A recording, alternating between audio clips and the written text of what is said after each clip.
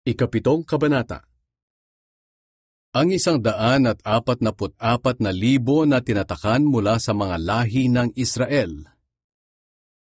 Pagkatapos nito, nakita ko ang 4 na anghel na nakatayo sa 4 na sulok ng mundo.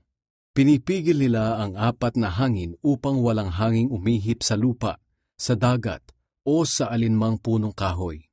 At nakita ko ang isa pang anghel na galing sa silangan, na taglay ang pantatak ng buhay na Diyos. Sumigaw siya sa 4 na anghel na binigyan ng Diyos ng kapangyarihang maminsala sa lupa at dagat. Sinabi niya, "Huwag muna ninyong pinsalain ang lupa, ang dagat, o ang mga punong kahoy hanggat hindi pa natin natatatakan sa noo ang mga lingkod ng ating Diyos."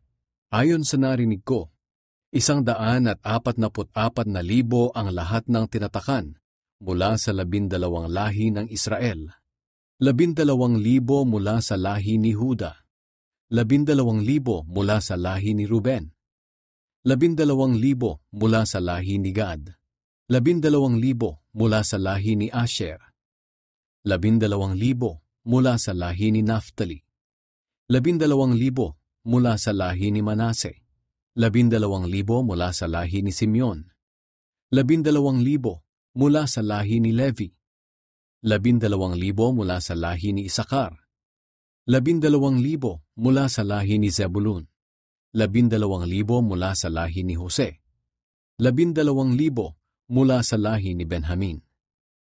Ang mga tao sa harap ng trono ng Diyos. Pagkatapos nito, nakita ko ang napakaraming tao na hindi mabilang sa dami. Nagmula sila sa lahat ng bansa, angkan, lahi at wika. Nakatayo sila sa harap ng trono at ng tupa. Silang lahat ay nakadamit ng puti at may mga hawak na palaspas. Sumisigaw sila ng malakas, "Purihin ang Diyos na nakaupo sa trono at purihin din ang tupa dahil iniligtas nila kami sa kaparusahan." Tumayo ang mga anghel sa palibot ng trono, ng mga namumuno at ng 4 na buhay na nilalang. At lumuhod sila sa harap ng trono at sumamba sa Diyos. Sinabi nila, "Amen! Ang Diyos natin ay dapat purihin, sambahin, pasalamatan at parangalan.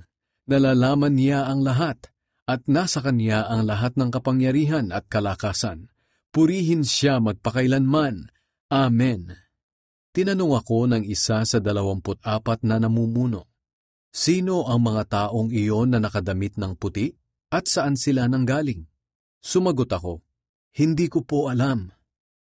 Kayo po ang nakakaalam." At sinabi niya sa akin, "Sila ang mga dumaan sa matinding paghihirap.